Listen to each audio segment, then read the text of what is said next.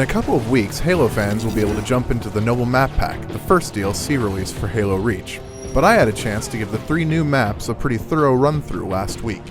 So how do Anchor 9, Tempest, and Breakpoint measure up? Pretty damned well, to say the least. First up is Anchor 9. Set in the hangar bay of an orbital dockyard, Anchor 9 looks out into space as the Covenant and human forces engage in the distance.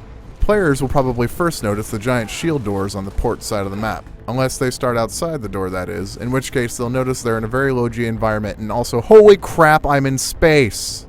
Geared towards free-for-all and 8-person Team Slayer, Anchor 9 is pandemonium from start to finish. A symmetrical level with identical bases on either side, the map is full of objects and turns that aid in breaking other players' lines of sight.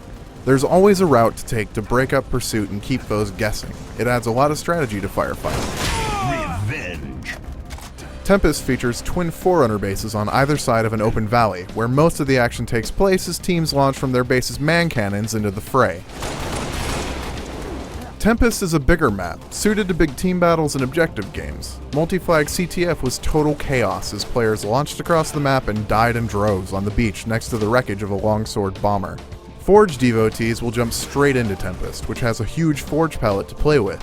Racing game types seem to work especially well, since the center area is crossed by intersecting loops ideal for Warthog runs, something I found out the hard way during my time with the map. I'd advise keeping track of where the plasma pistols spawn.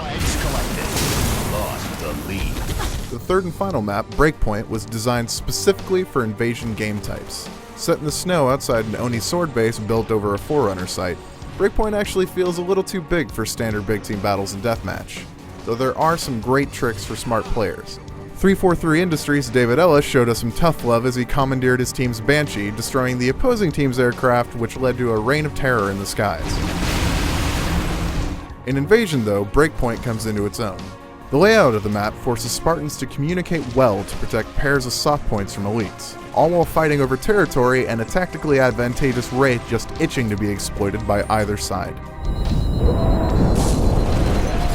None of the new maps feel gimmicky. Each works really well, but are particularly suited to a certain type of game mode. They're also the best looking maps in Reach. While I'm usually a DLC skeptic, the Noble maps are a lot of fun. Halo fans should be marking their calendars for the week after Thanksgiving, when the Noble Map Pack launches. For more on Halo Reach and the Noble Map Pack, check out IGN.com.